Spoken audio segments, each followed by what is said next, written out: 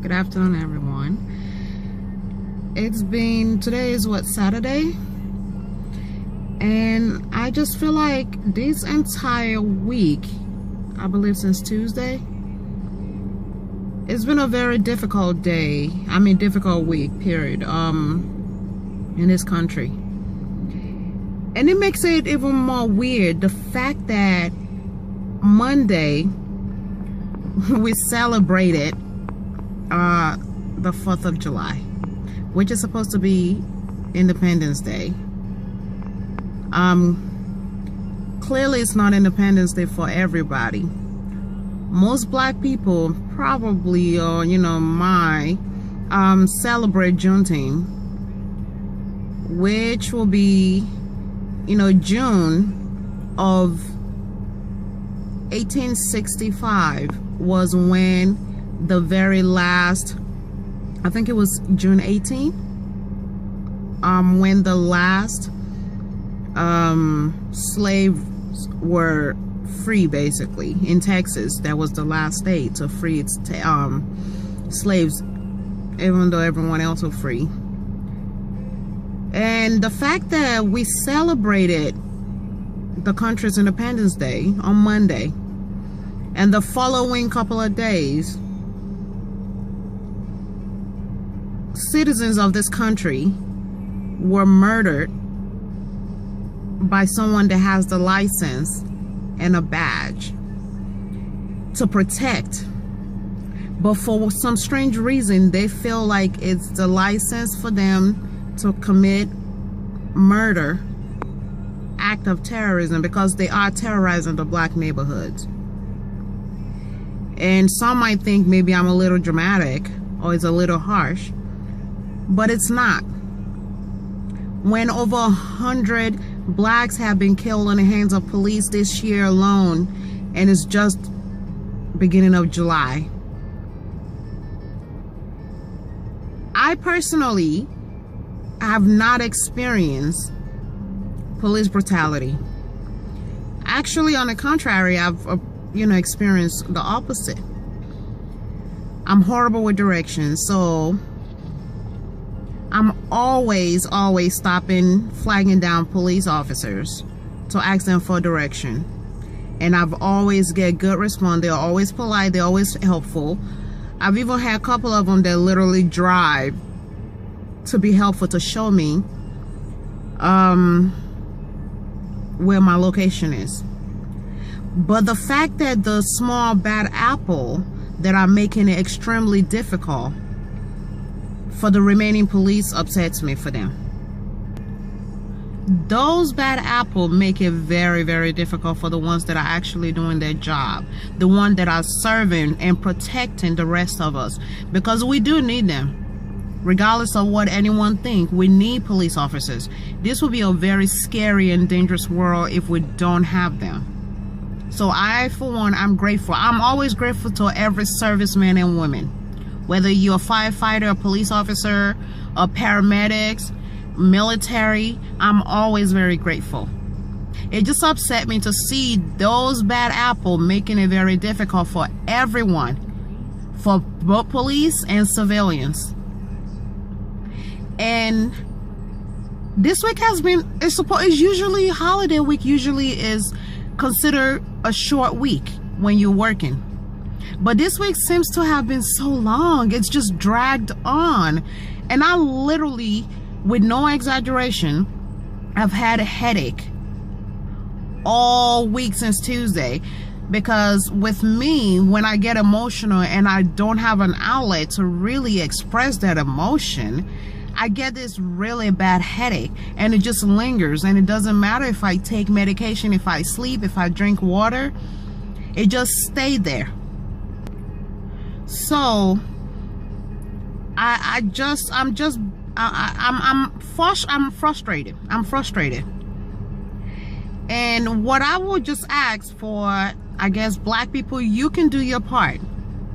We can ask police to do whatever they have to do, but we have to do our part.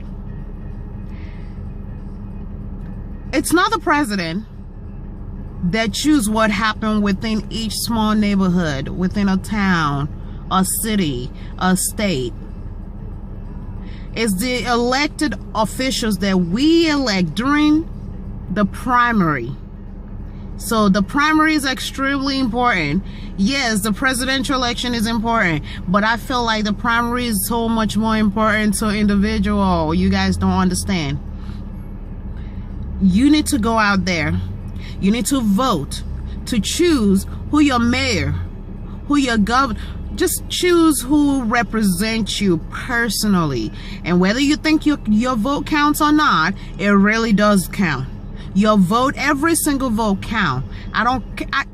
It get on my nerve. It really aggravate me when I hear some black people say, oh, my vote don't count, so I'm not gonna go out there and waste my time and vote. But then you want to complain when things happen like this. You understand what I'm saying? So you need to do whatever it is that you can do by voting, by making sure you have your registration vote updated. Right now you have until August. Before August, you need to make sure you still have time to get out there and update, renew, whether it's a name change, if you've gotten married, you've gotten divorced, you've changed your last name, whatever it is, whether you've moved, you need to change your voters registration so you can vote at the conveniently located area to you. And you know, early voting is always the best because you don't have to put up with the long lines. And most libraries in your area, I hope you still have libraries in your area, but most libraries in your area, you can vote early. So you can go right after work or before work or even on your lunch break and vote without hardly any lines. And my people, although this has nothing to do with the police brutality, we have to look within ourselves and stop killing each other, stop hurting each other, stop competing so much. Healthy competition, there's nothing wrong with that. Absolutely nothing wrong with healthy competition. But when we're pulling each other down, when one is doing better, you act as if no one can do better than you. Or by you pulling me down, that's going to improve your chances. I don't understand why we just can't help each other. I'm telling you, it will make such a big difference to us in our environment, in our neighborhood, if we can just assist each other. You don't even have to know them. Just assist. And stop giving business to people that you know clearly despite who you are. You know, when you go to a store, people look at you in disgust. They don't know you, but they look at you in disgust. They refuse to put money in your hand. They lay your change on the ground. On the table. They don't look at you in the eye. Or they're watching you, they're following you. Why would you continue to go to a store like that? I don't understand that. I really don't. You continue to complain, but you continue to go to the store and give them your money. Why? And you can also get involved in a neighborhood. I don't know however you can. Depends on your neighborhood. Whatever's going on there. Even if it's just to clean on a weekend. If you know your neighborhood looks disgusting, it looks dirty, who's doing that mess? You in your neighborhood, whether it's you or your neighbors.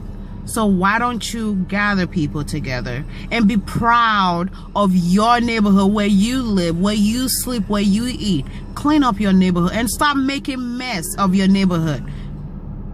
Be proud of where you live. I never understand that. Why you damage your own neighborhood.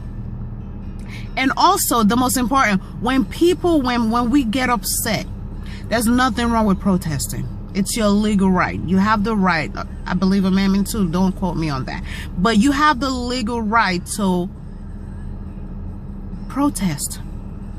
But when you protest, and some people, just a small, very small portion of that, You want to vandalize the neighborhood because you're upset. How stupid do you think it is that you're vandalizing your own neighborhood?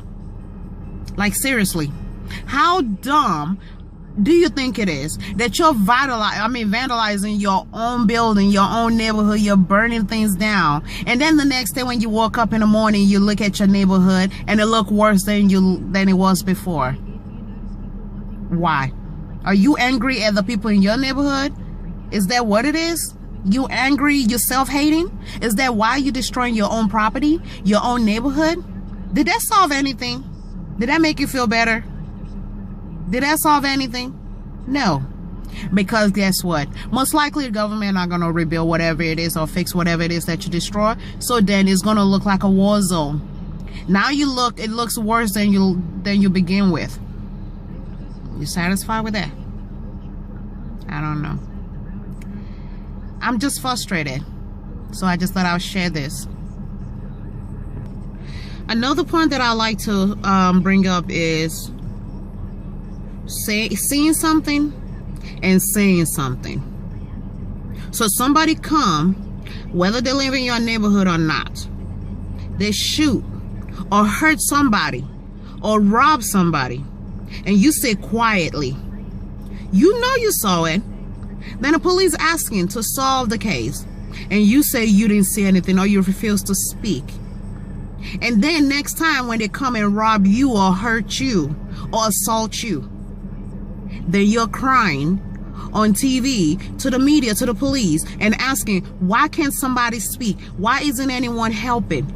Because when it happened to someone else, you didn't think it affect you. You are your brother's keeper.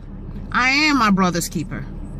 Say something so that person can be removed, so they don't have the opportunity to hurt someone else again. And you know, I understand that Michael Johnson, the snap shooter, the shooter who killed the 5 police officers in Dallas and hurt several others, including 2 civilians. I understand he did a terrible thing. It's unforgivable. But I wonder why, because I know there has been a lot of negotiation with criminals before. Sometimes police will be negotiating for 24 hours, sometime even more. So I'm wondering why they decided it was the best choice to use a war zone weapon. Because the weapon they used to blow him up has never been used in this country before. Ever. It's usually used in war zone. And it was never created to kill. So it baffles me, it bothers me that they use that to kill him. And so we can't really, you know, question what the police say he said, why he did what he did. Of course, there's no excuse for taking lives. But I still would like to know what was on his mind. And with them using that within few hours and make that decision to blow him up with a weapon meant for war, and it was so easily accessible to them, that's another question. That's another thing that bothers me. And in the future, how and who makes the decision that this is appropriate? And who do that figure, oh, that person, we should use this weapon on that person. We should use that weapon on this person. And what other military war weapons are they going to start using next on civilians? I just want to know. I'm just really wondering, and I hope you all are thinking and wondering the same thing. Not just this weapon of war, but just everything that I've spoke about.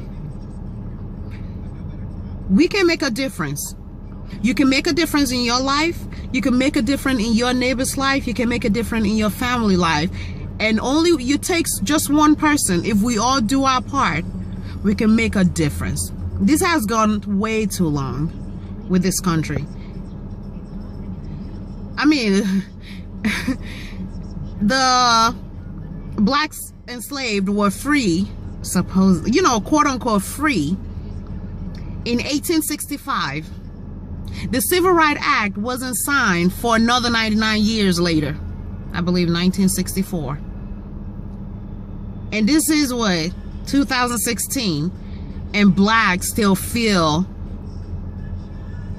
treated like a second-class citizen in this country. Most black Americans in this country have been in this country longer than probably majority of the other races in this country besides Mexicans. Because we know Mexicans and Native American, this was their land.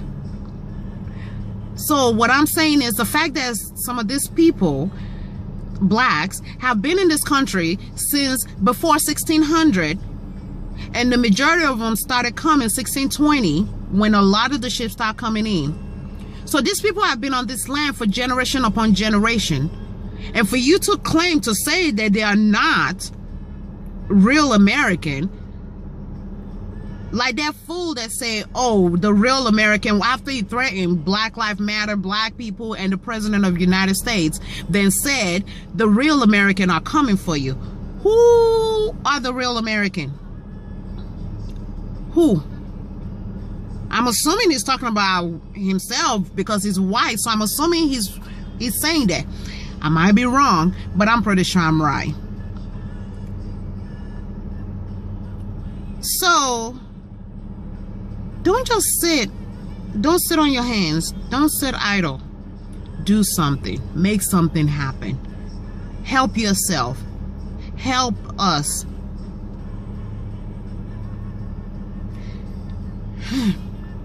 All right. I just needed to get those things off my chest because this headache that I've had for days now, because I've been stressed, I've been sad, I've just tried not to cry. I had to get it out, and hopefully this will help me to get it out. You all be blessed out there and be safe. Thank you for watching.